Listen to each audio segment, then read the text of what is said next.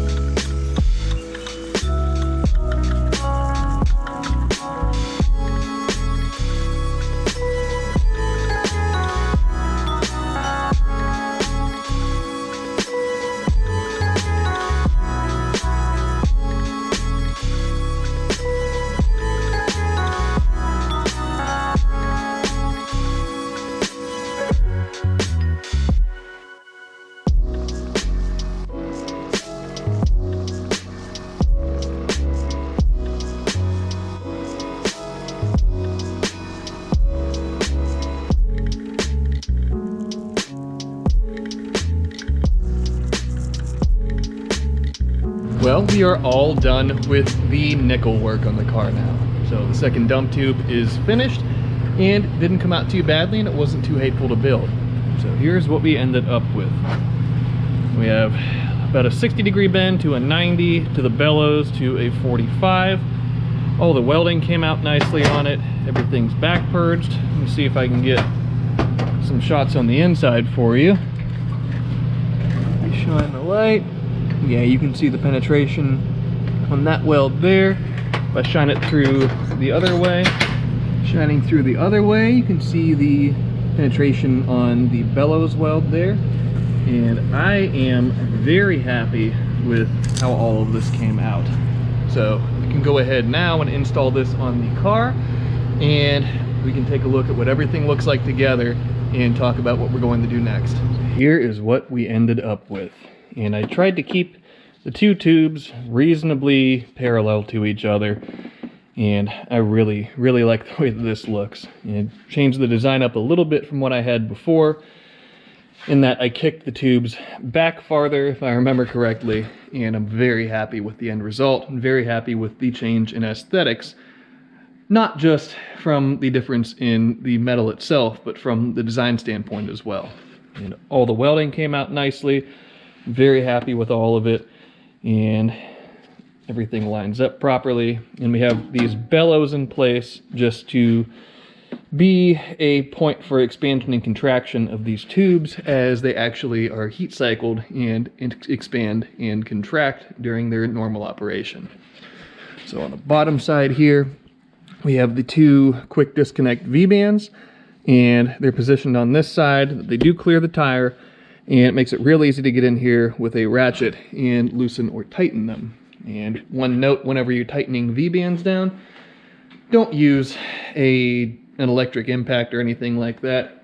It takes a little bit longer, but use hand tools, a hand ratchet. I personally prefer a 1/4 inch ratchet, as you have a better tactile feel of how much you're tightening it. If you're getting close to breaking the V-band bolt or anything like that, you just have better feedback than if you were to do it with the trigger on an impact gun. But that being said, and being done with the nickel work now, it's time to move on to some titanium stuff. So the last thing we're going to do today is raise the car up and get the race turn down built. So what we'll be doing is taking this 5-inch 45-degree elbow. We'll be taking one of our titanium V-band flanges, and it's a female flange, and a section of straight tubing that I have somewhere around here. I just have to find. Actually, I think it's in this tube right here. Yeah. And we'll have to do a little bit of work with this tubing, which you guys will see here in a second. So this side reasonably round, this side not so round. And it was caught in the bandsaw and tweaked one side of it pretty decently, but that is no big deal. We'll either be able to square that side back up or use it as the outlet side that'll be miter cut anyways. So right now I need some lunch. I'm going to go get some food, and when I get back from that, we can get rolling on this titanium work. I have the beginnings of the turn down at least mocked up here. So I have our elbow in place, and I have our piece of straight tubing. However, the straight tubing and the elbow don't quite mate up. So I'll need to cut a section of the bend out to give us the path that we need for the turn down to run. So this isn't too big of a deal, and you kind of factor in that this might end up happening whenever you're building stuff like this. So I'll hold the piece of tubing up to the elbow, figure out where it wants to sit tangent to the bend or on the center line of the bend, so I'm not making an off cut. I'll cut the elbow there, prep it, clean everything up, get the piece of straight tubing ready to go on there, and at that point in time we're ready to do the couple of welds that it takes to put this turn down together and be ready to do the miter cut then.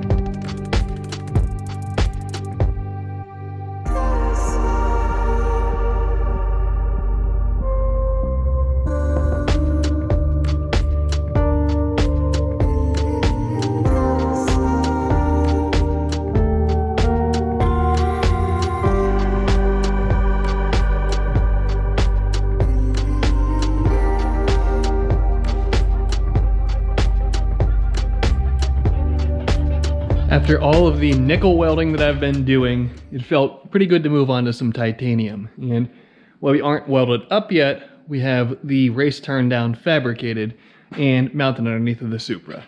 So here's what we ended up with. Nice little 5-inch turn down deal. And if you look at it from this angle right here, it sits just a little bit higher than the subframe right here, which is exactly what I wanted. I don't want the exhaust to be the lowest point in case this car comes down off of a wheelie and scrapes the bottom of the car on the ground. I would rather have the steel subframe get scraped up than the titanium exhaust, or titanium turn down rather. But it fits how I wanted it to. It'll direct obviously all the exhaust and fire and everything down and out and away from the car.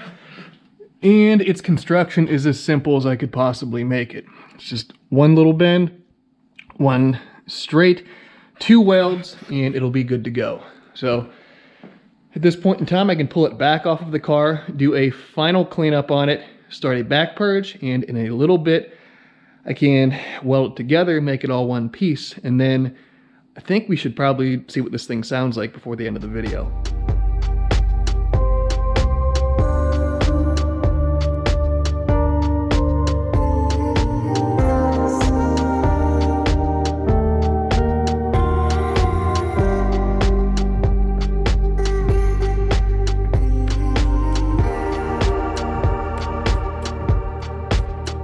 The Supra's turn down is completed, and unfortunately it didn't come out exactly the way that I wanted it to. Now, the form of it is exactly what I wanted, but I think the surface finish, if you can see where my index finger is, how you can see a lot of the banding around the weld when that is heat and gas coverage.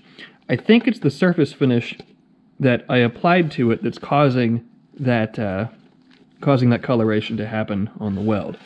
Now the flange weld came out crystal clear, but this one was not the best. And I mean, it could be the surface finish, it could be the fact that the 5-inch straight tube that I used is old, and I did my best to clean it up, but may not have done enough in that regard. And this is also a thick to thin weld joint. The elbow, as opposed to the tubing, there was a pretty significant thickness difference between those two pieces of material. And I'm sure one of those has to be the cause, and the effect ended up being this coloration on the tubing. But I'm not so upset that I'm going to redo it.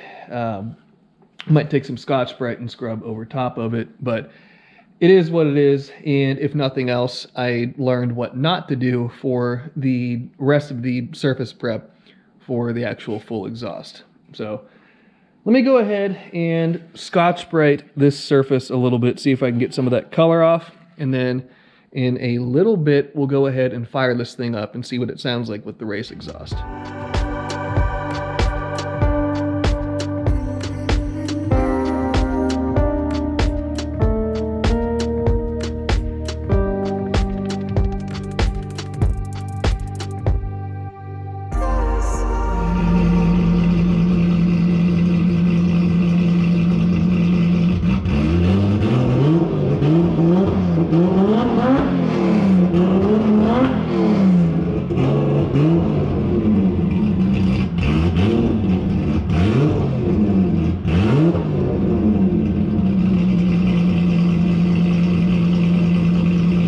So this thing sounds crazy with this race exhaust on it, and you can't rev it that high. I think there's like a temperature safety or something like that, but the amount that we were able to rev it, it sounds wild, and I can't wait to hear this thing at full song. But with the dump tubes and the race exhaust done, I think that's going to be about the end of this video. So thank you guys as always for tuning in, and for the past couple of videos watching this thing come together with this new exhaust setup and everything else. I can't wait to get the full exhaust built and hear what it sounds like, hopefully tamed down a little bit, but we will see how well that works when the time comes. So without me droning on anymore, that'll be the end of this one. So as always, be sure to subscribe, leave a like, leave a comment, and I will see you guys in the next episode.